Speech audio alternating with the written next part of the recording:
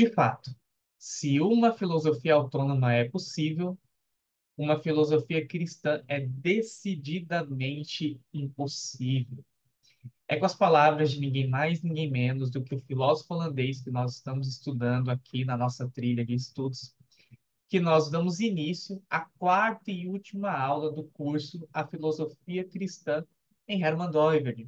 Seja muito bem-vindo, meu nome é Igor Mendes, e se você está me assistindo pela primeira vez, eu convido você a dar uma olhada nas três últimas aulas do nosso curso, para que você compreenda a linha de raciocínio que nós trabalhamos até aqui e o objetivo do nosso curso. Nós temos aqui como proposta compreender uma discussão filosófica contemporânea importante como porta de entrada para a filosofia desse teórico holandês que é o Doivert. E essa discussão é a chamada disputa pela possibilidade de uma filosofia cristã, a qual alcançou seu auge principalmente na década de 1930, principalmente no contexto francês, mas como nós vimos na aula anterior, nós não podemos entender que essa discussão ela se deu apenas na década de 30, mas ela foi, inclusive, posteriormente, mas também ela excedeu o contexto francês, então nós tivemos filósofos alemães, nós tivemos filósofos belgas, nós tivemos teólogos belgas e teólogos alemães nessa discussão, e nós tivemos, claro, filósofos e teólogos holandeses, no caso de filósofos holandeses, o caso do Doivert. Não somente o Doivert, nós vamos ver hoje um nome importante que nós já vimos na nossa primeira aula e que possivelmente é o teórico que despertou o Doivert para toda essa discussão da possibilidade de uma filosofia cristã. Bom, o Doiverd ele só vai publicar um artigo propriamente sobre a discussão na década de 50, onde ele vai trabalhar com um teórico francês fundamental para essa discussão, que é o Maurice Blondel, e esse é o texto que nós vamos abordar hoje. É claro que nós não temos espaço aqui para fazer uma abordagem exaustiva de tudo aquilo que o Doiverd trabalha nesse artigo, que inclusive são duas palestras e é um artigo bem extenso, dividido em duas partes. Porém, nós aqui temos como objetivo destacar os pontos principais daquilo que seria uma posição doiverdiana na disputa pela possibilidade de uma filosofia cristã. E para isso, a nossa aula está dividida em quatro partes. A primeira parte da nossa aula, nós vamos ver o reconhecimento internacional do Doivert. Então, nós vamos ver que o que o Doivert escreve, principalmente a partir da década de 50, não é para um grupo fechado no contexto holandês, um grupo pequeno, muito seleto. Agora, você tem um Doivert falando com pessoas e influenciando pessoas em outros países, em outros contextos. Isso já acontece na década de 30, como a gente viu principalmente ali com a discussão do Etienne Gilson e o Auguste Lissef, que é um teólogo francês que está em contato com tudo que está acontecendo na Holanda, a propósito da filosofia reformacional na Holanda ali na década de 30. Mas agora o Doiverd, ele também não somente vai influenciar indiretamente, vai se envolver indiretamente nessas discussões, como ele vai visitar a França na década de 50. E essa visita ela é fundamental para nós compreendermos o texto de hoje. E as próximas três partes da nossa aula é justamente, nós temos como objetivo justamente abordar o texto do artigo de 1953 do Doiverd. A segunda parte da nossa aula, então, nós vamos trabalhar uma semelhança entre o teórico que o Doiverd vai estudar, vai se debruçar nesse artigo, que é o Maurice Blondel. Então, nós vamos ver uma semelhança entre Doiverd e Blondel, que o próprio Doiverd advoga. Depois disso, nós vamos ver o que o Doiverd propõe como falha na proposta filosófica do Blondel. E, por fim, a quarta e última parte da nossa aula, nós vamos ver como que o Doiverd propõe uma posição na disputa pela possibilidade de uma filosofia cristã e qual é o cerne de toda a posição doiverdiana, ou seja, o que não pode passar batido quando a gente fala da posição do Doiverd, quando ele vai defender uma filosofia intrinsecamente cristã. A gente poderia destacar diversas possibilidades e conceitos da filosofia doiverdiana, mas nós temos um conceito que ele não pode passar desapercebido. E aí nós vamos abordar ele, então, na nossa última parte aqui da nossa aula. Nós vamos usar o texto, como é de praxe aqui no nosso curso. Se você quiser ter acesso ao texto que nós vamos usar aqui, basta você olhar na descrição desse vídeo, você vai encontrar um link para acessar um grupo do WhatsApp.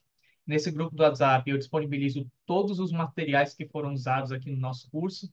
E, além disso, lá você poderá acompanhar futuros projetos que nós teremos aqui para trabalhar toda a filosofia do Doiverd. Então, se você quiser ter acesso ao material da aula de hoje e de todo o curso, basta acessar o grupo e lá no grupo você vai encontrar o link da pasta do Drive para conseguir todos os materiais. Ditas essas coisas, vamos então à tão esperada posição da Everdiana na disputa pela possibilidade de uma filosofia cristã. E eu gostaria que você se atentasse para o primeiro ponto, onde nós vamos ver dois testemunhos do reconhecimento internacional do Doiverd, principalmente na década de 50. Então, acompanhe comigo o primeiro parágrafo do nosso handout sobre o reconhecimento internacional do Doiverd. Diz o seguinte: de 1954 em diante, uma tradução e expansão em inglês de De Westbehet de Wetzel foi publicada sob o título Uma Nova Crítica do Pensamento Teórico. Como consequência dessa tradução e de suas muitas palestras no exterior, Doiverd ficou conhecido internacionalmente. Ele deu palestras e conferências na África do Sul, na França, onde foi apresentado por filósofos como Paul Ricoeur e Gabriel Marcel, e muitas vezes nos Estados Unidos, em Harvard, em Princeton, entre outros, e no Canadá. Bom, o que nós precisamos destacar desse primeiro parágrafo sobre o reconhecimento internacional do Doiverd? Se você nunca ouviu falar sobre Hermann Doiverd, muito provavelmente as pessoas vão te indicar uma obra chamada No Crepúsculo do Pensamento Ocidental. Essa obra, ela é uma reunião das palestras, por exemplo, que Doiverd ministrou na década de 50 no contexto dos Estados Unidos e do Canadá. Então, nós temos no Crepúsculo do Pensamento Ocidental o registro de todas essas palestras que esse parágrafo, por exemplo, falou para nós que o Doiverd ministrou na Universidade de Harvard, na Universidade de Princeton e em outras universidades americanas e canadenses. Inclusive, se você der uma olhada na primeira edição do No Crepúsculo do Pensamento Ocidental em inglês, você vai ver um texto sem notas de rodapé. O texto que nós temos traduzido em português traz as notas de rodapé não só dos tradutores, mas principalmente também as notas de rodapé de James K. Smith, que foi o editor da terceira edição de No Crepúsculo do Pensamento Ocidental na língua inglesa. Mas se você pegar tanto a primeira quanto a segunda edição em inglês, você vai perceber que não tem nota de rodapé. É o texto corrido, porque justamente se tratava da fala do Doiverd nessas palestras. Então, no contexto da década de 50, Doiverd já era reconhecido internacionalmente, inclusive convidado para palestrar em universidades de conceito em todo o mundo. Mas o que é importante para nós destacarmos desse primeiro parágrafo é que na França, que é onde nós estamos agora focando, justamente porque é ali que vai alcançar o auge de toda a discussão da possibilidade por uma filosofia cristã, Doiverd, ele palestra em universidades francesas. Nós vamos ver que o texto que nós vamos trabalhar hoje, o artigo publicado pelo Doiverd em 53, é fruto de uma dessas palestras em universidades francesas. Mas nessas apresentações, nessas palestras, o Doiverd, ele é antecedido e apresentado por dois teóricos importantes para a discussão da possibilidade de uma filosofia cristã. Um deles é o Gabriel Marcel, que vai ter uma posição fundamental no auge da discussão na década de 30, e o outro que é um aluno de Gabriel Marcel e que vai ter, não na década de 30, mas principalmente na década de 50 e na década de 40, uma posição fundamental no contexto da discussão da possibilidade de uma filosofia cristã, é o Paul Ricoeur. Ou seja, Doiverd, ele não está fechado dentro de um contexto reformado, neocalvinista ou reformacional, e não dialogando com filósofos, inclusive internacionais. Não. Doiverd está palestrando em universidades reconhecidas no mundo inteiro, universidades de prestígio no mundo inteiro, e inclusive sendo apresentado nessas palestras por filósofos importantes, filósofos renomados, que é o caso, como nós vimos agora, de Marcel e Paul Ricoeur. Então, já vimos que no contexto francês o Doiverd já é conhecido, o Doiverd ele tem certo prestígio nesse contexto, inclusive sendo apresentado por teóricos e filósofos importantes nesse contexto. E agora, no segundo parágrafo do nosso handout, dessa ainda da nossa primeira parte, nós vamos ver um detalhe importante que dá origem ao texto que nós vamos analisar nas próximas partes da nossa aula. Então, preste atenção no segundo parágrafo, porque ele diz o seguinte: a década de 1950 também foi importante para tornar a filosofia de Doiverd mais conhecida fora da Holanda. Em 1953, Doiverd fez duas visitas à França. Entre 11 e 16 de maio, ele apresentou 5 palestras na Faculdade Livre de Teologia Protestante em Aix-en-Provence, nas quais tratou do dogma da autonomia da razão natural em relação à fé religiosa e também das origens do pensamento dialético.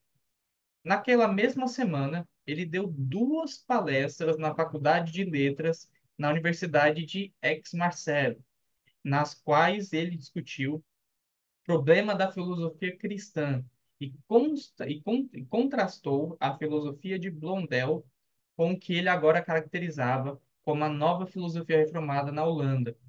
O conhecido filósofo católico romano Maurice Blondel havia sido professor nessa universidade.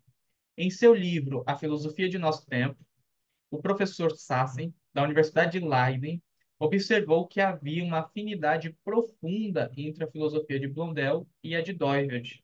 Doiverd sustentava que essa afinidade se aplicava apenas a certos pontos. Bom, já vimos que a década de 50 é um momento fundamental para o Doiverd, onde ele alcança um reconhecimento internacional no contexto de países do mundo inteiro.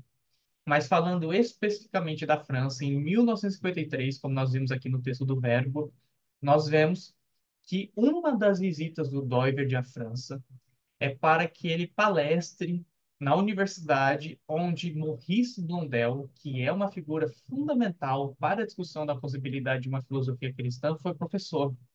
E no próprio texto do Doiverd, que nós vamos analisar a partir de agora, que é fruto dessas palestras, o Doiverd abre as suas palestras reconhecendo de que ele está na faculdade em que Blondel deu aula e que ele vai se dirigir a toda a filosofia de Blondel com muito respeito, porque ela foi desenvolvida naquele contexto, se trata do legado daquela universidade.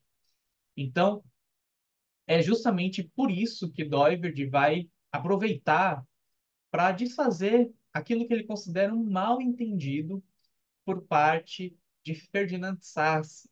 Ferdinand Sassen, ele é professor de História da Filosofia na Universidade de Leiden, ele é um holandês, ele é um neotomista que está atuando ali na Holanda, juntamente com Doiverd, no contexto contemporânea ali do Doiverd, compartilhando com Doiverd discussões, inclusive, muito provavelmente, um dos teóricos com os quais o Doiverd estava discutindo questões de tomismo, interpretação de Tomás de Aquino, e, inclusive discussão da possibilidade da filosofia cristã, muito provavelmente ele estava se referindo e tendo como interlocutor Ferdinand Sassen. E Ferdinand Sassen, no seu livro lançado em 1938, chamado A Filosofia do Nosso Tempo, ele vai afirmar que há uma afinidade, e não qualquer tipo de afinidade, mas uma afinidade profunda. Ou seja, poderíamos estar falando de uma relação, uma comunhão intrínseca entre a proposta filosófica de Doiverd, com a filosofia da ideia cosmonômica, e a proposta filosófica de Blondel. Doiverd, então, ele já conhece essa discussão, por mais que ele vá admitir no texto que nós vamos ver que ele não conhecia a filosofia de Blondel quando ele lançou a primeira edição da sua obra principal em holandês, mas já em 1938, Doiverd já tem que lidar com essa relação da sua filosofia com a filosofia de Blondel feita a partir de Ferdinand Sassen. E aí, Doiverd ele aproveita então para afirmar nessa palestra que há de fato pontos de afinidade, que é o que nós vamos ver agora na próxima parte da nossa aula, entre a filosofia de Doiverd e a filosofia de Blondel, mas Doiverd também aproveita para mostrar que há uma falha, segundo ele, na proposta filosófica do Blondel, uma vez que ele se propõe a uma filosofia cristã, e o Doiverd vai mostrar que se o Blondel quer uma filosofia cristã para valer, não tem como ele sustentar as teses que ele vinha sustentando. E, por fim, ele vai apresentar nessa crítica e, nessa, né, e desfazendo esse mal-entendido a sua própria posição. E aqui vale a gente destacar que nós não estamos preocupados em fazer uma análise exaustiva da filosofia de Blondel, e muito menos julgar se a leitura de Doiverd sobre Blondel é uma leitura válida ou não. É claro que esse trabalho ele é muito importante, ele é um trabalho que tem o seu lugar, mas para o nosso curso, para a nossa proposta, o que nos importa é ver como o Doiverd vai articular a sua própria posição ao ler os textos de um teórico que está propondo também uma filosofia cristã, só que de outra tradição, que é no caso a tradição católica. Então, se o Doiverd se equivocou na leitura do Blondel ou não, dos escritos de Blondel, isso não nos interessa agora. Esse não é o objetivo do nosso curso. O que nós queremos ver é como que o Doiverd, para refutar a posição do Blondel, expressa conceitos importantes para a sua própria posição. Então, você vai perceber que nas próximas partes da nossa aula aqui, e no texto que nós estamos usando, nós não vamos ficar presos aos textos que o Doiverd, por exemplo, cita dos livros do Blondel, porque nós queremos ver a argumentação do Doiverd para mostrar onde ele consegue expressar ainda mais isso que nós estamos chamando de uma posição doiverdiana. Tudo bem? Então, dando seguimento à nossa aula, vimos que 1950 é uma década fundamental para a filosofia da ideia cosmonômica, porque é quando Doiverd ele alcança um reconhecimento internacional, viaja por diversos países para propagar a tradução em inglês da sua principal obra, que deu origem a toda a discussão dessa filosofia reformada no contexto holandês, e especificamente na França, Doiverd ele é apresentado por filósofos fundamentais da discussão da possibilidade da filosofia cristã, que é o caso de Gabriel Marcel e Paul Ricoeur, e, por fim, em 1953, ele é convidado a palestrar na universidade onde Maurice Blondel foi professor, e ele aproveita para desfazer um mal-entendido, segundo ele, da parte do professor da Universidade de Leiden, Ferdinand Sassen, onde ele vai mostrar que há afinidade, sim, em alguns pontos entre a filosofia reformada da Holanda e a filosofia de Blondel, mas há também pontos de distância que não podem ser desconsiderados. Então, vamos passar agora para a segunda parte da nossa aula e vamos entender qual é essa afinidade. O que que o Doiverd, e aliás, o próprio Doiverd defende que tem uma afinidade? Isso é muito importante. A gente não está falando aqui de comentadores que estão defendendo que o Doiverd tem uma afinidade, como por exemplo é o caso de Ferdinand Sassen, que está afirmando que o Doiverd tem uma afinidade com a filosofia do Blondel. O próprio Doiverd, no texto de 1953, vai dizer: olha, de fato, nós temos alguns pontos de afinidade quando falamos da abordagem da filosofia cosmonômica, da ideia cosmonômica e da filosofia de Blondel. Perceba o que o Doiverd vai dizer, então, no segundo ponto do nosso handout. Embora haja comunidade no espírito cristão, existe sem dúvida uma profunda diferença entre a filosofia blondeliana e a filosofia da ideia de lei. Eu gostaria de chamar sua atenção para o termo espírito cristão. E o Dovid vai dizer que há uma comunidade no que se refere a esse espírito cristão. Então, o que que significa esse espírito cristão que o Dovid está dizendo? Para isso, nós temos que ler o texto que vem em seguida, que diz o seguinte: certamente, o objetivo final de Blondel é que o imanentismo filosófico seja desmascarado como idolatria. Não desejo de forma alguma subestimar a grandeza e o espírito cristão deste impulso espiritual do seu pensamento. Não quero negar que, do ponto de vista de suas críticas filosóficas às religiões supersticiosas, pode-se de fato ver analogias surpreendentes com o ponto de vista desenvolvido pela filosofia da ideia de lei na Holanda.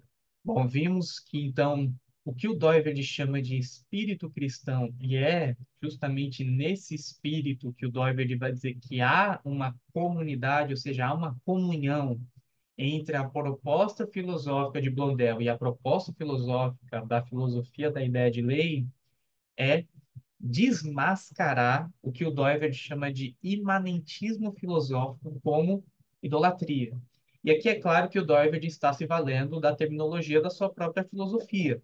Então, Doiverd ele não está tentando fazer uma crítica ao Blondel, tentando usar os próprios termos do Blondel para mostrar uma contradição interna no próprio sistema do Blondel. Não.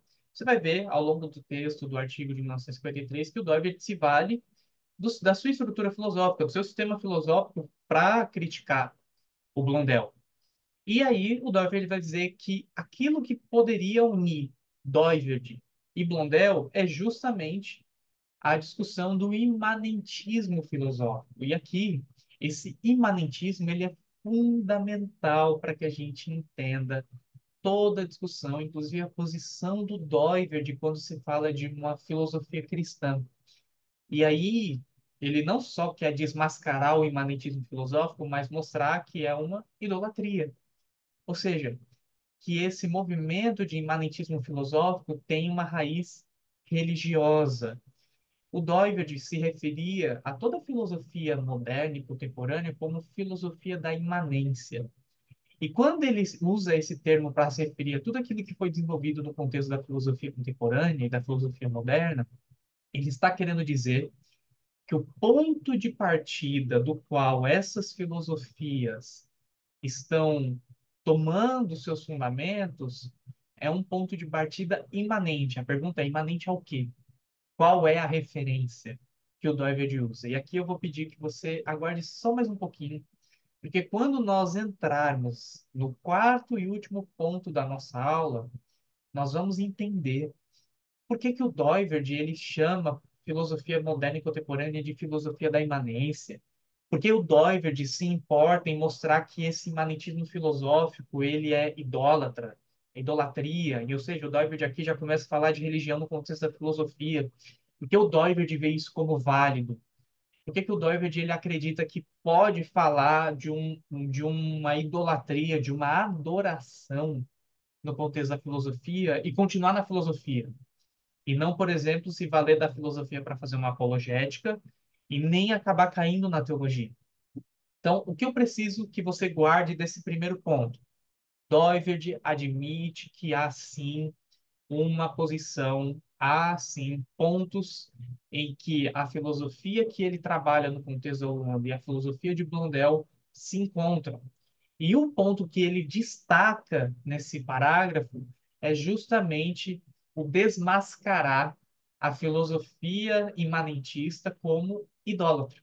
Então, aguarda um pouquinho, que agora a gente vai ver na próxima parte da nossa aula a falha que o Doiverd afirma ter no sistema filosófico do Blondel, a partir daquilo que o Doiverd trabalha do seu próprio sistema, mas nós ainda vamos ver na última parte por que que o Doiverd faz questão de destacar esse ponto como algo que a comunhão. Inclusive aqui é interessante se a gente se recordar da nossa primeira aula, nós vamos ver que o Doiverd, ele no início da sua carreira filosófica, ali na década de 30, é claro que isso, né, o início da sua carreira de fato se deu antes, mas é na década de 30 que você tem a fundação da Associação Calvinista de Filosofia, você tem a publicação da principal obra do Doiverd ali no contexto holandês. Doiverd defendia sua filosofia como uma filosofia calvinista. Só que já na década de 50, inclusive, a publicação desse artigo acontece no mesmo ano em que Doiverd publica o primeiro volume de uma nova crítica do pensamento teórico. Doiverd vai defender que ele não quer mais afirmar que a sua filosofia é uma filosofia calvinista, mas ele está falando de uma filosofia cristã. Ou seja, todo aquele que professar uma filosofia cristã, que professar a fé cristã e quiser propor uma filosofia a partir dessa confessionalidade cristã, não, você não vai ter uma filosofia calvinista, propriamente para calvinistas, mas você tem, de fato, uma filosofia que valeria para todo cristão. E é por isso que o Doiverd, por exemplo, agora se coloca ao lado de um católico, que é Maurice Blondel, e afirma que há comunhão nesse ponto. Ou seja, nós estamos falando de um reformado e de um católico, e o próprio Dória está afirmando, nesse quesito, nós podemos afirmar que estamos em uma comunhão de espírito cristão. Ou seja, o cristianismo, trabalhado no contexto da filosofia, defende isso que Doiverd está defendendo e que Blondel está defendendo, independentemente deles serem de tradições completamente diferentes. Inclusive, o próprio Doiverd vai revisitar algumas das suas críticas à filosofia escolástica, né, o escolástica, no final da sua vida, por mais contatos que ele vai ter com outros teóricos neotomistas e neoescolásticos ao seu redor. Então, nós vamos começar a ver que o Doiverd vai retrabalhar alguns pontos fundamentais dessa discussão, mas aqui a gente não pode perder de vista que o Doiverd afirma ter, sim, analogias entre a posição de Maurice Blondel e a dele. Só que, se fosse assim, Ferdinand Sassen não seria criticado pelo Doiverd. Então, de fato, Sassen acertou. Há pontos que a gente pode dizer que há uma comunhão entre Doiverd e Blondel, mas Doiverd faz questão de mostrar o porquê a filosofia de Blondel não pode ser uma filosofia radicalmente cristã, nas palavras dele, ou que a proposta filosófica do Blondel não dá para sustentar uma filosofia cristã. Então, eu pediria que agora você se atentasse à terceira parte do nosso handout, onde Doiverd diz o seguinte: na França, foi sem dúvida o grande trabalho de seu antigo mestre Maurice Blondel que deu um novo impulso ao exame dessa questão. Foi ele quem dominou as recentes discussões sobre este problema nos círculos escolásticos e que levantou sérias objeções à solução tomista tradicional. É verdade que ele não conseguiu abalar a convicção oficial do pensamento católico a este respeito, porque a autoridade eclesiástica tem se pronunciado continuamente a favor da solução tomista. No entanto, a influência das ideias blondelianas foi sentida fora das fronteiras de seu país. Elas causaram um movimento que escolheu com convicção a posição de uma filosofia cristã. O que nós precisamos destacar desse primeiro parágrafo? Aquilo que Doiverd está chamando aqui de solução tomista. Inclusive, esse é um termo que o Etienne Gilson vai usar no primeiro capítulo da sua obra chamado Espírito da Filosofia Medieval, que na verdade foi um artigo que Etienne Gilson publicou em 1931, no auge da discussão pela possibilidade de uma filosofia cristã, e tanto Etienne Gilson quanto Doiverd aqui usam o termo solução tomista para se referir à discussão da possibilidade de uma filosofia cristã. Isso é importante por dois motivos. O primeiro dele, toda discussão da possibilidade de uma filosofia cristã passa por uma revisão ou por uma reinterpretação da história da filosofia. Isso significa que os teóricos que discutiram a possibilidade de uma filosofia cristã não somente ficaram presos no campo da possibilidade, mas uma vez que discutiram se é possível ou não uma filosofia cristã, foram atestar essas teses na história da filosofia. Isso vale, por exemplo, como nós vimos aqui na aula 2 para o Émile Brehier, que era alguém contrário à possibilidade de uma filosofia cristã. E quando você pega o texto do Brehier, onde ele defende que uma filosofia cristã não é possível, você tem uma defesa de que não se encontra na história da filosofia uma filosofia cristã. Ou seja, falando especificamente aqui de Agostinho e Tomás de Aquino, que são os dois maiores teóricos representantes do que nós poderíamos chamar de uma filosofia cristã, Emile Berrier vai dizer com todas as letras que as filosofias que estes homens desenvolveram não são cristãs. No caso, para Emile Berrier, por exemplo, ele vai dizer que você tem, no caso de Agostinho, uma tentativa de retrabalhar o neoplatonismo com alguns aspectos, ou tentar unir aspectos teológicos do cristianismo ao neoplatonismo, e é isso que você não tem, de fato, uma influência cristã no desenvolvimento filosófico propriamente dito. E no caso de Tomás de Aquino, você tem Tomás de Aquino tentando batizar Aristóteles. Então, é basicamente isso que Émile Brehier vai defender, inclusive na sua própria história da filosofia. Ou seja, ele está mostrando na história da filosofia que nunca existiu uma filosofia cristã. Etienne Gilson não é diferente. Ele vai defender que você tem a expressão daquilo que se chama filosofia cristã na filosofia tomista. Então, você vai ter sempre na discussão da filosofia cristã uma revisitação da história da filosofia. É o caso, por exemplo, que nós vamos ver no próprio Doiverd. Doiverd, ele não vai trabalhar, por exemplo, com Tomás de Aquino, mas vai voltar a Agostinho. E ele vai mostrar que as teses de Agostinho para trabalhar a relação entre filosofia e teologia são fundamentais para ele defender a sua própria posição nesse debate pela filosofia cristã. Então, esse é o primeiro motivo que a gente destacou para mostrar por que que o Doiverd e Etienne Gilson, por exemplo, falam de uma posição tomista, ou de uma solução tomista. O segundo motivo é justamente para mostrar que o Blondel, Maurice Blondel, ele é um crítico da posição chamada tomista, ou da solução tomista. Então, se você se inteirar da discussão da década de 30, que foi uma discussão, pelo menos no seu início e no seu auge, intramuros, ou seja, entre teóricos propriamente católicos, você teve protestantes, inclusive reformados, nós vimos aqui em aula esses temas, mas os grandes teóricos, os principais teóricos da discussão eram teóricos católicos.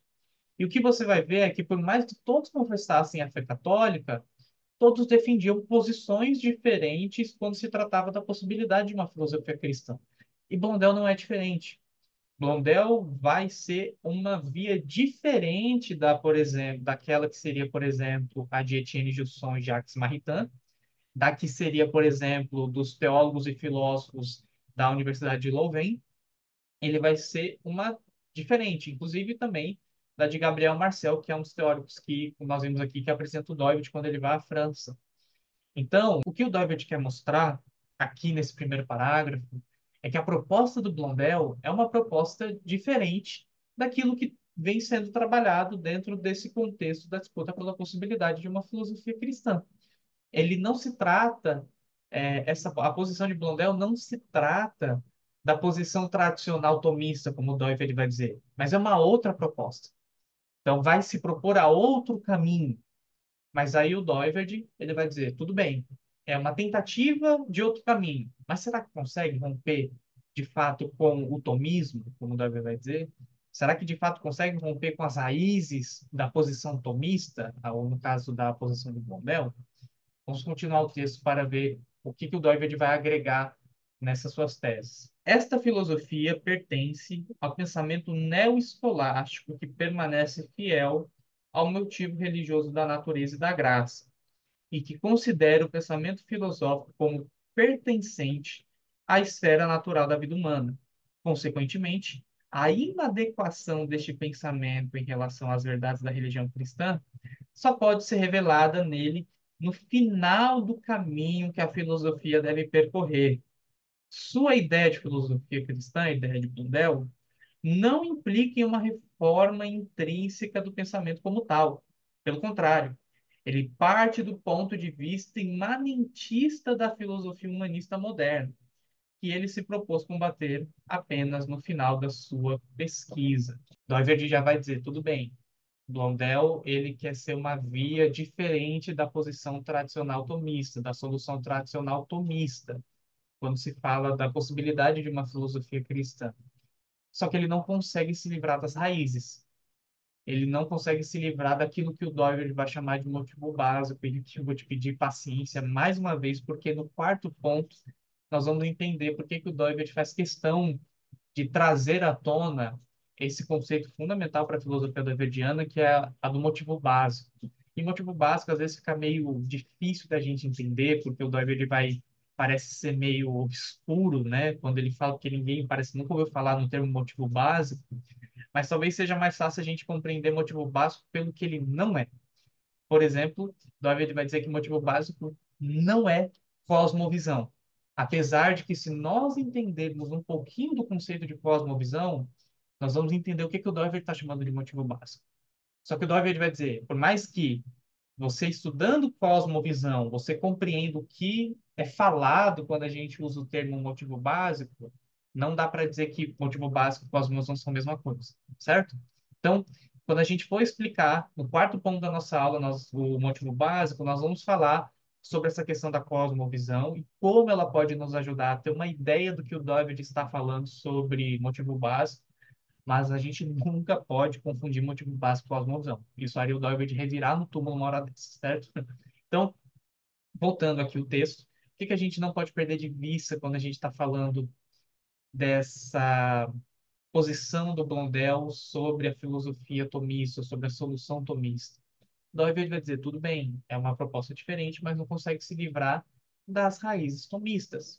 E além disso, Doiverd ele vai mostrar que uma vez que Blondel não se preocupa com essa questão das raízes da sua filosofia, ou dos princípios os quais vão reger a posição da sua filosofia, Doiverd então vai dizer que Blondel ele vai tentar propor um caminho alternativo de filosofia cristã, inclusive com analogias à própria filosofia da ideia cosmonômica, como Doiverd admitiu anteriormente.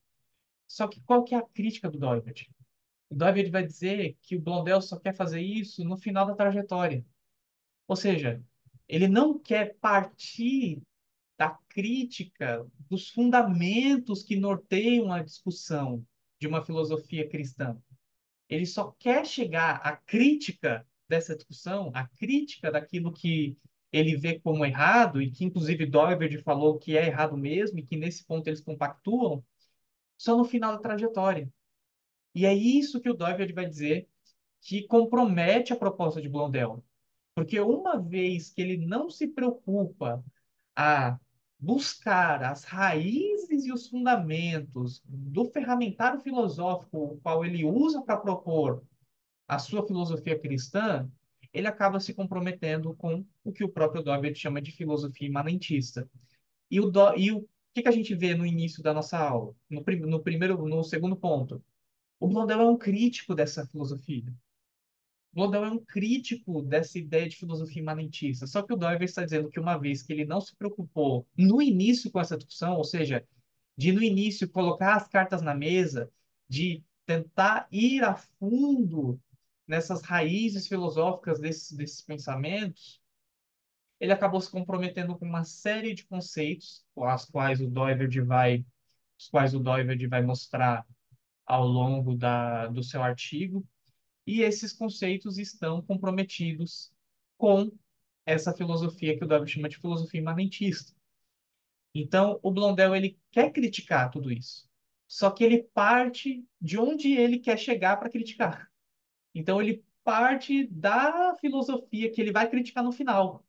E o Doivert vai dizer que essa não é uma estratégia inteligente para, de fato, propor uma filosofia cristã. E é nisso que o Doyle vai dizer que tem que haver uma ruptura entre a posição de Blondel e a posição dele. Então, perceba como o Doyle vai continuar o texto dizendo o seguinte: e essa, senhoras e senhores, é a diferença entre a filosofia do professor Blondel e a nova filosofia que se desenvolveu na Universidade Livre de Amsterdã. Blondel não pôde voltar à posição de Santo Agostinho sobre a relação entre filosofia e teologia. Ele admitiu com razão a opinião de que a filosofia deve ter seu próprio domínio, mas ele é agostiniano na medida em que rejeita decididamente a autonomia da razão natural defendida por São Tomás. Ele se recusa a admitir uma separação entre fé e o pensamento, entre o natural e o sobrenatural. Ele quer descobrir na própria natureza o vestígio do sobrenatural para demonstrar a inadequação do pensamento em relação à revelação. No entanto, seu pensamento permanece ligado ao tema escolástico da natureza e da graça.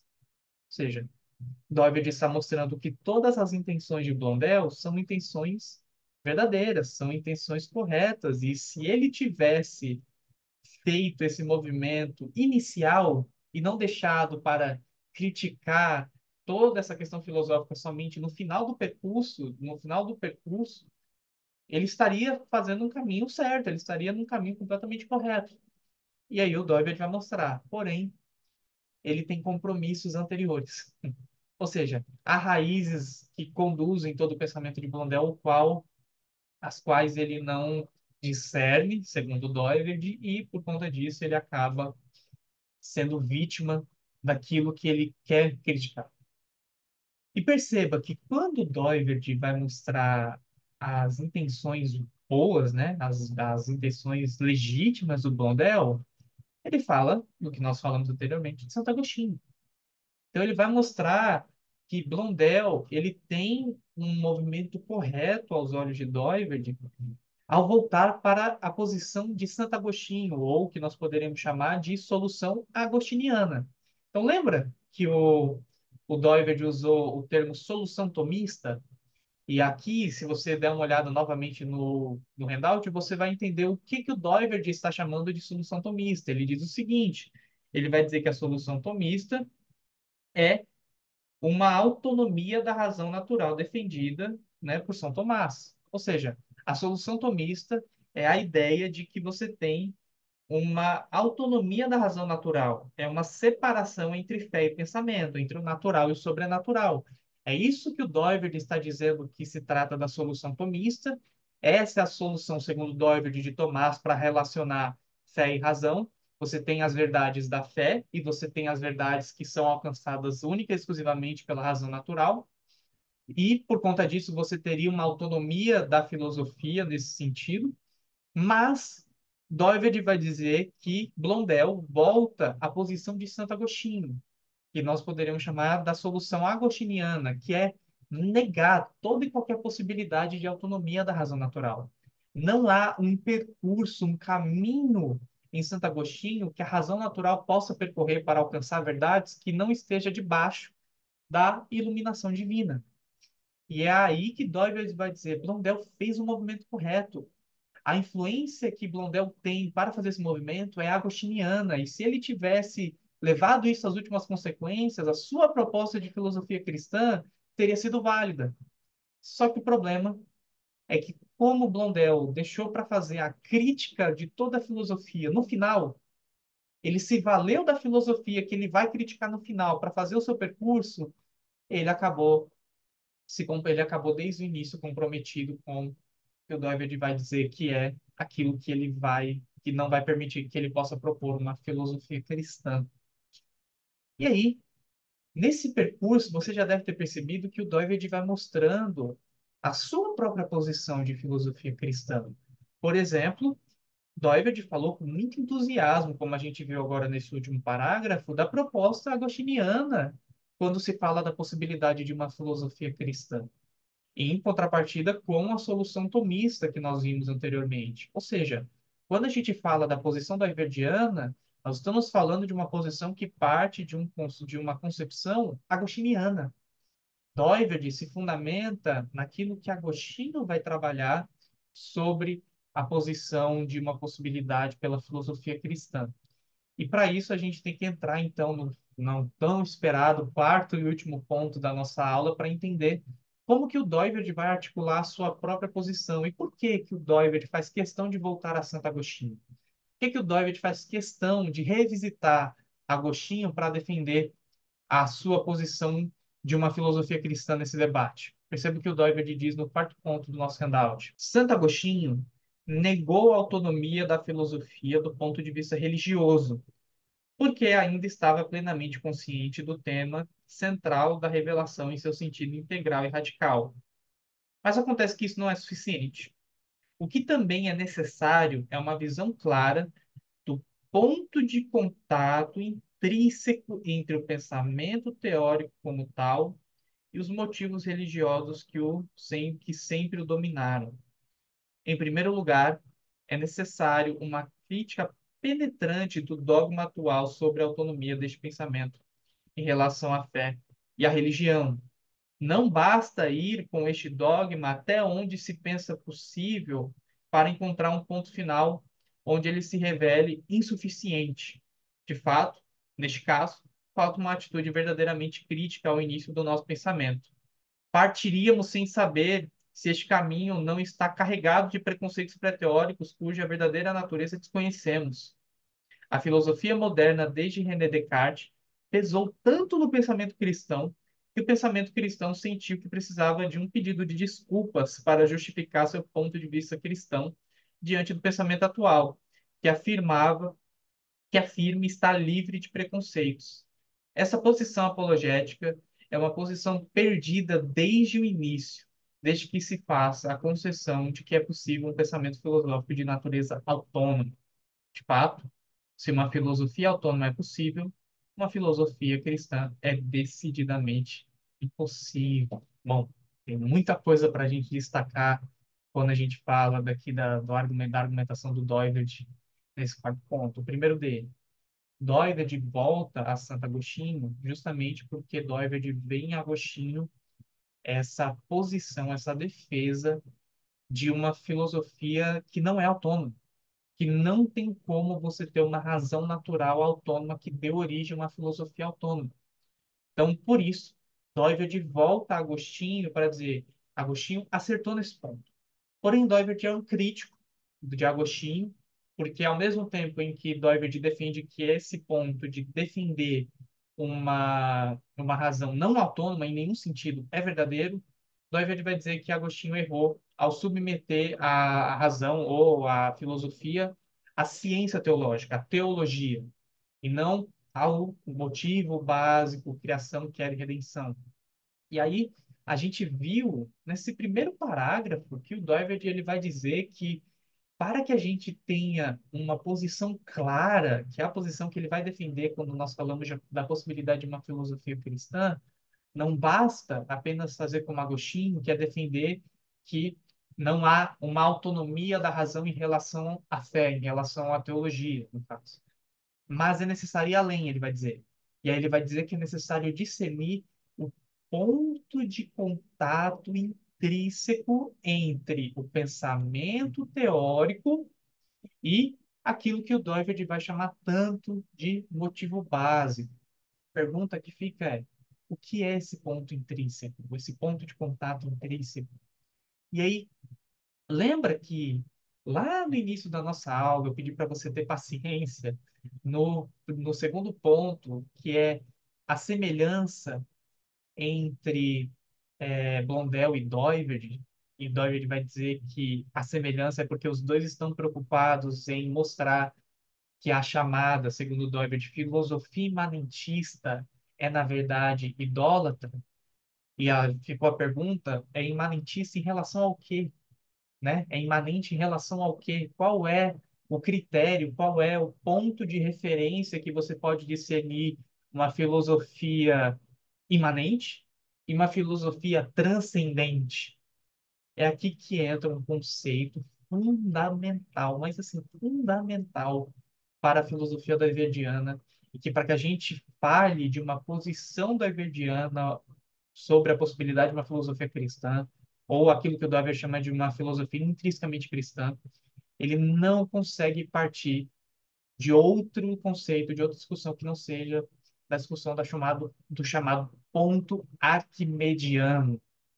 E aqui, esse ponto arquimediano faz referência não só à história de Arquimedes, lá no contexto da Grécia clássica, em que vai dizer, né, segundo os registros, que se ele tivesse um ponto firme, ele conseguiria mover, inclusive, a própria Terra.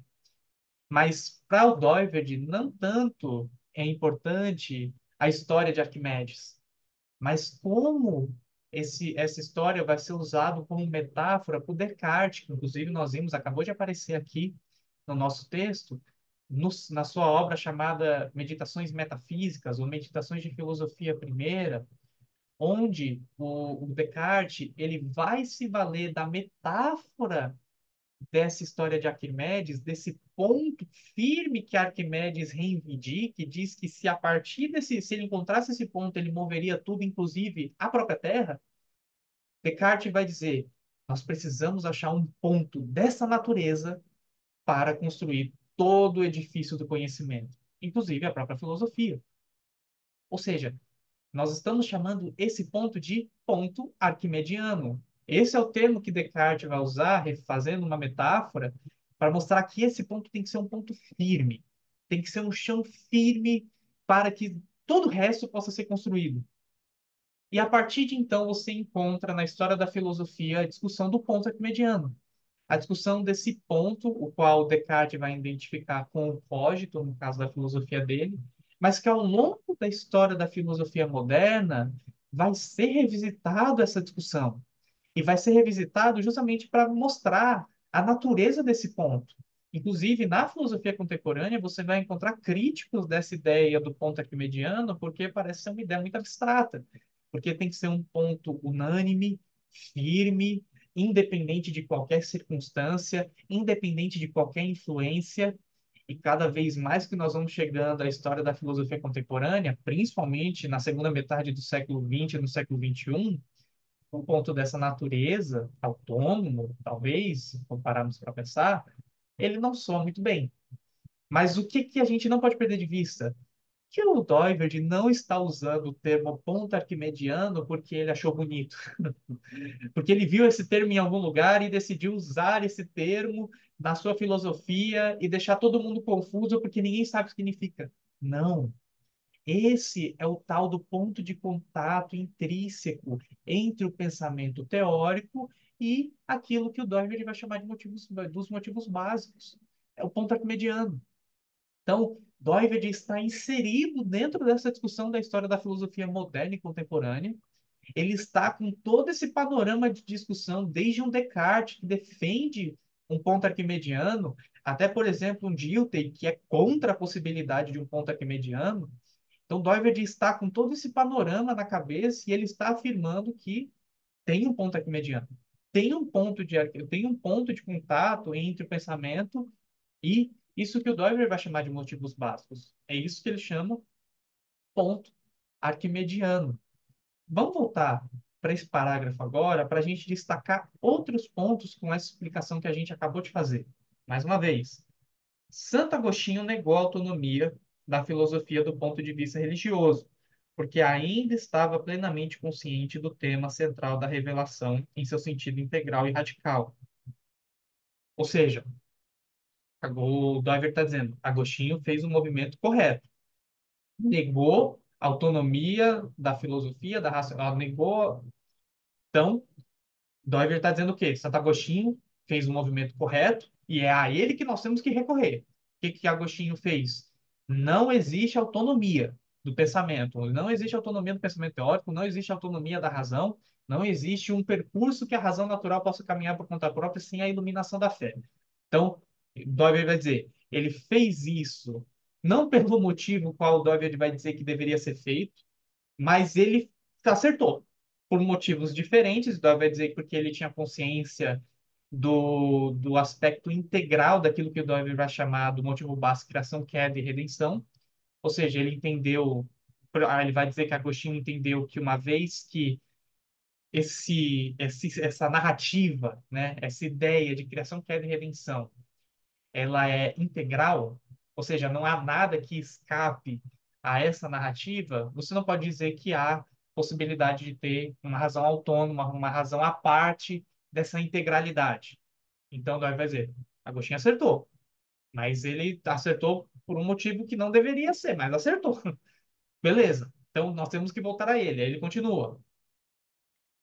O que também é necessário, ou seja, o que Agostinho não tinha, mas é necessário, é uma visão clara do ponto de contato intrínseco entre o pensamento teórico como tal e os motivos religiosos que sempre o dominaram. Então você já sabe que o ponto de contato intrínseco entre o pensamento teórico e os motivos básicos é o tal do ponto arquimediano, e a pergunta é o que é o ponto arquimediano? Para o Doivert, é o eu, é o self, é o coração. Esse é o ponto aqui mediano para o Doivert. E o coração aqui, no caso, como o Doivert vai trabalhar, a ideia da integralidade de todo homem. O eu é o mais profundo do ser humano, de onde parte tudo aquilo que nós somos, tudo aquilo que nós sentimos, pensamos e desejamos. Então, Doivert vai dizer que esse ponto de contato entre o pensamento e o motivo básico é o eu. E é justamente por esse ponto de contato ser o eu que o Doivert, na sua crítica transcendental, vai mostrar que esse eu, ele é de uma natureza não filosófica. E essa é a crítica do Doivert, por exemplo, à filosofia do Kant. Doivert, segundo Kant, Doivert, aliás, segundo Doivert, Kant vai dizer, vai identificar a natureza desse eu como uma natureza lógica. Doivert vai dizer, isso é um reducionismo. Você pegou um aspecto desse eu e você está chamando o todo por uma parte. Quando, na verdade, a natureza desse eu é religiosa. E o que que preenche esse eu? O que que é o conteúdo desse ponto arquimediano? É o tal do motivo básico religioso. E aí Doiverd vai trabalhar a ideia de que você vai ter motivos básicos religiosos ao longo da história do Ocidente. E eu falei para você que dá para a gente compreender um pouco da natureza do motivo básico, do que seria essa ideia de motivo básico, quando nós falamos de cosmovisão. Quando a gente fala de cosmovisão, principalmente no contexto cristão, a gente corre o risco de fazer um reducionismo do próprio conceito de cosmovisão e entendê-lo como a narrativa bíblica criação, queda e redenção. E essa narrativa, no que se refere à teologia bíblica, ela é válida, ela é super válida, e ela tem que ser trabalhada no contexto teológico. Mas quando nós trabalhamos a problemática filosófica da cosmovisão, ela diz muito mais do que apenas uma estrutura narrativa das escrituras. Quando nós falamos de criação, queda e redenção como cosmovisão, nós estamos falando de, de uma natureza daquilo que responde às questões últimas da vida, que são de onde eu vim, para onde eu vou, qual é o sentido da vida, existe algo depois da morte, existe um sentido no viver, existe certo ou errado, preciso me preocupar se estou fazendo bem ou não, eu tenho uma vocação, tenho uma razão de existência nesse mundo ou não. Todas essas respostas, dessas perguntas um tanto fáceis de responder, né, bem complicadas, elas expressam a nossa cosmovisão. E quando a gente fala de uma cosmovisão cristã, a gente está falando muito mais de apenas da estrutura narrativa. A gente está falando que essa estrutura narrativa, que é legítima, responde essas questões e que fazem a gente viver de acordo com essas respostas, mesmo que você não tenha consciência. Ou seja, cosmovisão, ela é um movimento espiritual, e aqui entenda espiritual, não necessariamente religioso, tá? Que aí você também tem cosmovisões que não se propõem a serem religiosas, mas espiritual no sentido do mundo interior, no sentido de que são coisas da ordem interna, vamos dizer dessa forma, que são expressas pelas respostas que nós damos a essas questões últimas e que conduzem a forma como nós vivemos no mundo, justamente porque ela nos dá as respostas dessas questões. As respostas dessas questões últimas é aquilo que vai conduzir a forma como nós vivemos e agimos no mundo. Isso é cosmovisão. Motivo básico religioso é na mesma trilha, segue a mesma trilha. O motivo básico religioso é o que nos dá as respostas dessas questões últimas. E aí, o que que o Doiverd vai mostrar para nós? Ele vai dizer, da mesma maneira que cosmovisão é aquilo que faz a gente viver e agir no mundo, porque nos fornece essas respostas, nos dá esse discernimento e nos dá principalmente, a partir dessas respostas, um sentido para a vida, o motivo básico, mesma coisa. Só que para o Doiverd, cosmovisão não pode ser identificado com motivo básico, porque ele vai dizer que cosmovisão é um conceito historicista, e no caso aqui historicista, ele vai dizer que a teoria da cosmovisão absolutizou apenas um aspecto de toda a vivência do mundo, que é o aspecto histórico. Só para você ter uma noção, então, da ideia de cosmovisão. Se eu perguntar para você, por exemplo, qual é o quem você é, quem é você? Você pode me dizer o seu nome, você pode me dizer sua nacionalidade, você pode me dizer a sua idade, mas nenhuma dessas coisas vão dizer quem é você. Porque, no final das contas, você compartilha a sua idade, você compartilha o seu nome, você compartilha a sua nacionalidade, você compartilha a sua universidade, você compartilha a sua cidade, o seu estado, seu país e o que você quiser com uma série de outras pessoas na face da Terra e da história. Agora, se você começa a me contar a sua história, as coisas que aconteceram com você, as suas vitórias, as suas derrotas, suas lembranças, tudo que constituiu historicamente quem é você, Aí eu conheço muito mais você e você consegue me responder a questão quem é você do que apenas me dando informações aleatórias completamente desconexas. Então, a história, ela é um aspecto fundamental quando nós falamos de cosmovisão. O que o Doiverd vai dizer é que a teoria da cosmovisão acabou passando dos limites com essa questão histórica e acabou tornando ela um ponto fundamental e lançando fora muitos outros. E o Doiverd vai dizer, não dá para a gente falar que o motivo básico é cosmovisão. Porque motivo básico é histórico.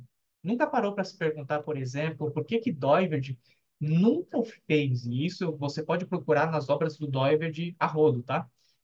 Doiverd nunca fez uma apresentação dos motivos básicos no sentido de motivo básico errado, grego, grego, escolástico e moderno. Motivo básico certo, cristão. Não. Doiverd ele faz questão de apresentar os motivos básicos na história. Então ele vai falar do motivo certo, no motivo correto, ou no caso do Doiverd, do motivo integral, do motivo radical, sempre depois do motivo grego.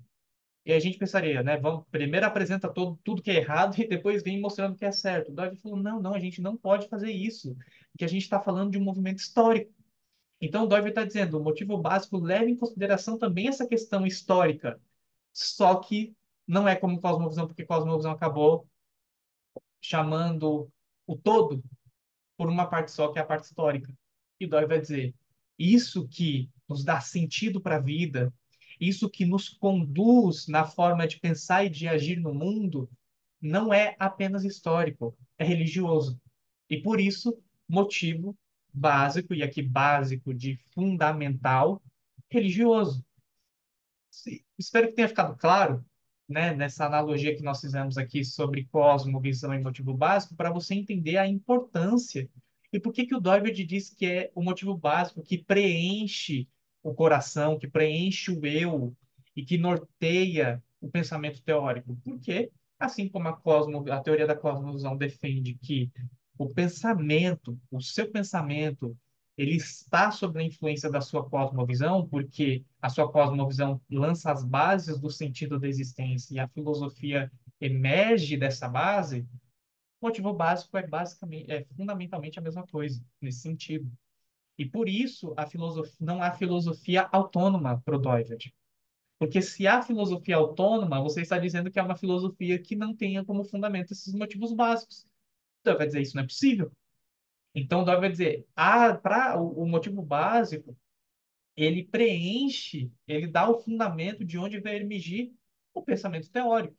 E é o ponto aqui mediano que faz esse contato entre o pensamento e o motivo básico, certo? Vamos voltar lá para o texto. Em primeiro lugar, é necessário uma crítica penetrante do dogma atual sobre a autonomia deste pensamento em relação à fé e religião. Não basta ir com este dogma até onde se pensa possível para encontrar um ponto final onde ele se revela insuficiente. Entende agora porque Doiverd vai dizer que a proposta do Blondel ela não é uma proposta que possa ser considerada de filosofia cristã?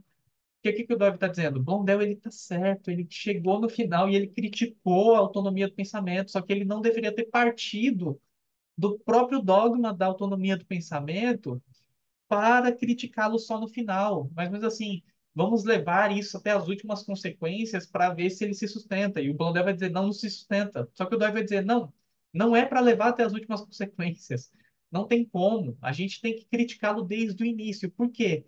Porque se você parte do princípio que é possível um pensamento autônomo, você já não está discernindo toda essa questão que nós acabamos de explicar do fundamento religioso do qual emerge o pensamento. E aí, por isso, Doiverd vai dizer que o dogma da autonomia ele tem que ser colocado em crítica, ele tem que ser colocado em xeque logo no início da discussão. Nunca parou para se perguntar por que que o Doiverd se preocupa, por que que o Doiverd ele tem uma preocupação tão forte com essa questão do dogma da autonomia? Mas a gente sempre está batendo nessa discussão do dogma da autonomia do pensamento. Se você pega o Crepúsculo do pensamento ocidental, Doiverd sempre começa com essa discussão. Por que que o Doiverd ele acha que isso é fundamental? Porque se você parte do princípio de que é possível um pensamento autônomo, então há pensamento que não vem de um fundamento religioso. Se isso é possível, meus amigos, não existe filosofia cristã segundo Doiverd. E aí o texto continua. De fato, neste caso, falta uma atitude verdadeiramente crítica ao início do nosso pensamento. Partiríamos sem saber se este caminho não está carregado de preconceitos pré-teóricos cuja verdadeira natureza desconhecemos. Filosofia moderna, desde René Descartes, pesou tanto no pensamento cristão, que o pensamento cristão sentiu que precisava de um pedido de desculpas para justificar seu ponto de vista cristão diante do pensamento atual, que afirmava ser livre de preconceitos. Essa posição apologética é uma posição perdida desde o início, desde que se faça a concessão de que é possível um pensamento filosófico de natureza autônoma. De fato, se uma filosofia autônoma é possível, uma filosofia cristã é decididamente possível, como nós abrimos a nossa aula de hoje. Os papéis devem ser invertidos. O papel defensivo e apologético pertence principalmente àqueles que dogmaticamente afirmam que a autonomia é um pressuposto da filosofia como tal, e que o aspecto da fé é domínio exclusivo da teologia. De fato, a natureza intrínseca deste pressuposto nunca foi considerada criticamente. Nunca foi perguntado se a suposta autonomia está de acordo com a estrutura interna do pensamento teórico como tal. E a partir daqui, você pode encontrar isso não só nesse texto de 1953, mas você vai encontrar isso no Crepúsculo do Pensamento Ocidental. Doiverd vai começar a sua crítica transcendental do pensamento teórico. E o objetivo do Doiverd é mostrar como que o dogma da autonomia do pensamento teórico, ou seja, essa ideia de que a filosofia e a religião não têm qualquer tipo de relação e que ele chama de dogma porque é assimilado de forma crítica e parece que todo mundo tem que partir disso para fazer filosofia para valer. Doiverd ele quer mostrar que esse dogma ele não se sustenta quando você faz uma análise do próprio pensamento teórico, de onde flui a filosofia. E aí, o David vai mostrar que esse pensamento teórico ele está enraizado em algo chamado ponto arquimediano. E a natureza desse ponto arquimediano é uma natureza não lógica, não filosófica, mas sim religiosa. Ou seja, a filosofia, para existir, ela precisa, por natureza, exceder o próprio campo teórico. E ela tem que exceder justamente porque ela nasce, porque ela vem de um fundamento essencialmente religioso. Então, perceba que quando Doiverd defende a posição de uma filosofia cristã, ele está dizendo que a natureza cristã de uma filosofia não é porque você tem aspectos teológicos que são agregados a essa filosofia e há uma mistura estranha de filosofia e teologia, ou porque o filósofo é cristão e aí por natureza tem que desenvolver uma filosofia cristã e colocar Jesus no meio da filosofia. Não. A natureza cristã de uma filosofia está no fato de que toda filosofia tem uma raiz religiosa. E essa raiz tem no fundamento algo que ele vai chamar de motivo básico religioso, que pode ser cristão ou não cristão. E aí é nesse ponto que a gente tem que discutir a possibilidade de uma filosofia cristã. E aí o Darwin vai dizer, se partimos da possibilidade de uma filosofia autônoma, de uma filosofia que não tem relação nenhuma com a religião, não há discussão.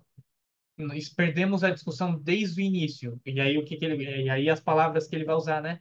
Temos que pedir desculpa desde o início, ou seja, nos perdoem porque somos cristãos e estamos fazendo filosofia partindo de um pressuposto estranho à própria filosofia, que é o pressuposto religioso.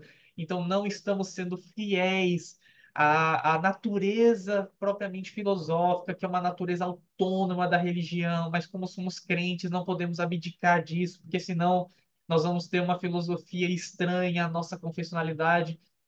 Ou seja, o Del está dizendo, isso é uma posição de pedido de desculpas, porque parte-se do pressuposto de que a natureza propriamente filosófica é uma natureza autônoma, e o Del vai dizer, não, não é. E quando nós falamos de uma filosofia cristã, e por isso o Doiverd ele abre, ele, aliás, e por isso nós abrimos a nossa fala com essa frase do Doiverd e vamos finalizar com ela. Se é possível uma filosofia autônoma, não é possível uma filosofia cristã. Ou seja, se nós estamos falando de uma filosofia autônoma, nós não temos mais como defender uma filosofia cristã, porque não faria sentido. Então, a proposta doiverdiana de filosofia cristã parte da discussão do ponto arquimediano, como nós vimos, justamente porque é no ponto arquimediano que você vai encontrar a raiz religiosa do pensamento. E quando você defender a raiz religiosa do pensamento, e automaticamente a raiz religiosa da própria filosofia, você coloca em xeque o dogma da autonomia do pensamento teórico. E uma vez que você colocou o dogma da autonomia do pensamento teórico em xeque, se você defende que há uma filosofia autônoma, ou seja, uma filosofia que não coloca esse dogma em xeque, por que defender uma filosofia cristã? Se há uma filosofia autônoma, nós estamos ferindo a natureza da filosofia ao defender que é possível uma filosofia cristã. Se há uma filosofia autônoma, e seria filosofia por excelência, ou seja, uma filosofia que se basta em si mesmo, teórica que se basta em si mesmo, nós não estaríamos sendo filósofos de fato ao fazer uma filosofia cristã ou ao propor uma filosofia cristã. Nós estaríamos ferindo a natureza da própria filosofia. E por isso, não seria possível uma filosofia cristã, não faria nem sentido.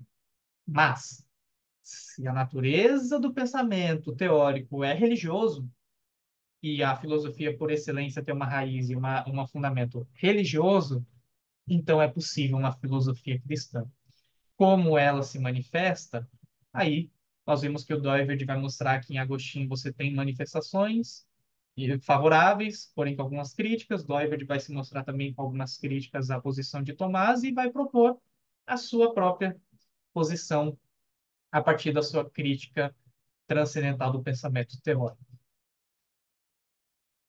Toda essa discussão, ela nos serviu para mostrar como a discussão da filosofia cristã no Doiverd, ela não é apenas uma discussão de um cristão que, como a gente viu agora, está querendo, é um cristão que está assustado, que tem que abaixar a cabeça quando passa perto dos filósofos e dizer: me perdoem, eu sei que eu não deveria estar aqui porque eu sou um cristão, mas eu gosto de filosofia, então eu preciso dar um jeito de conciliar todas essas coisas. Não. Nós vimos a partir dessa discussão da possibilidade pela filosofia cristã no Doiverd, que se nós não discutimos isso, então nós já perdemos a batalha da filosofia cristã do início. Então essa é a grande vantagem de entrar no Doiverd a partir dessa discussão. Porque quando nós falamos da disputa pela possibilidade de uma filosofia cristã, perceba, a palavra possibilidade não está aí à toa. Nós estamos discutindo justamente a natureza da filosofia, o conceito de filosofia, ou seja, a definição de filosofia é fundamental para a gente discutir a possibilidade de uma filosofia cristã, porque se você parte de uma definição de filosofia autônoma, uma filosofia que tem um fundamento puramente racional, que não recorre a qualquer aspecto religioso, não tem por que discutir filosofia cristã.